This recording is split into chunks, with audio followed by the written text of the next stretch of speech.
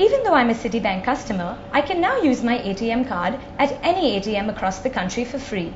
This is because earlier this year in April, the Reserve Bank of India lifted restrictions by which it used to charge customers when they used their cards at ATMs that were not affiliated with their respective banks. With the rise of customer transactions, however, have come many problems. The NFS's servers crashed on June 30th after a record 2.7 million transactions. This inevitably leaves the question hanging in the balance of whether India's infrastructure is ready to support free ATMs. The National Financial Switch, India's Interbank network, has a whopping 34 banks and 34,000 ATMs linked to it. The technology behind switch transactions is complex, and some, like the CEO of IDBI's technology department, Sanjay Sharma, argue that the NFS's performance should not be faulted. Well, I'll not agree that NFS system has crashed or has been crashing. The IDBI Bank is part of NFS, and our customers are using the NFS network, and we don't have any significant number of issues with that infrastructure. There are multiple banks which are involved and are part of NFS, and when a typical transaction takes place from one bank to other bank, there are multiple hops which are there. A customer of IDBI Bank going to, say, State Bank ATM, once the card is put, the ATM sends the message to SBI switch, which recognizes that this BIN, which is bank identification number, is not SBI, and so it switches the transaction to NFS if the arrangement is like that. If not, it can route the message through Visa or Master or any other shared network.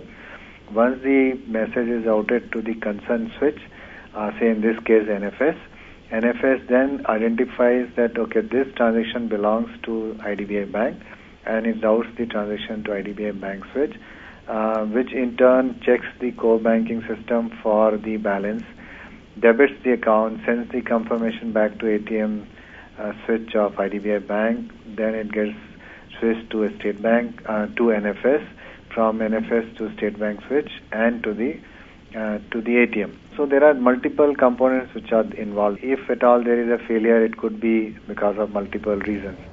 While customers have welcomed the RBI's move to make transactions free, many are facing problems. Bank officials explain that particularly concentrated usage of ATMs linked to the NFS at a particular time, more than just the volume of transactions over one day, can cause the system to fail.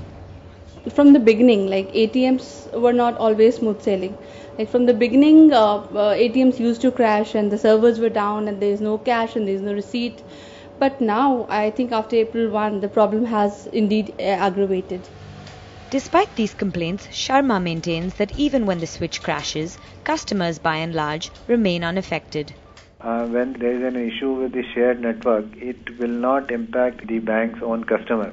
For example, if there is any issue with the NFS, IDBI Bank customer using IDBI ATMs will not have any problem, because for that the transactions are not getting routed to any shared network. Two, as a bank, say IDBI Bank has a shared network arrangement with other service providers also.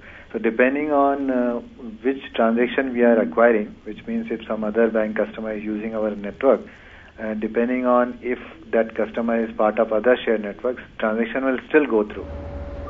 Whatever the tech experts maintain, the customers Mint talked to had their fair share of complaints. Sabira Chowdhury, Mint.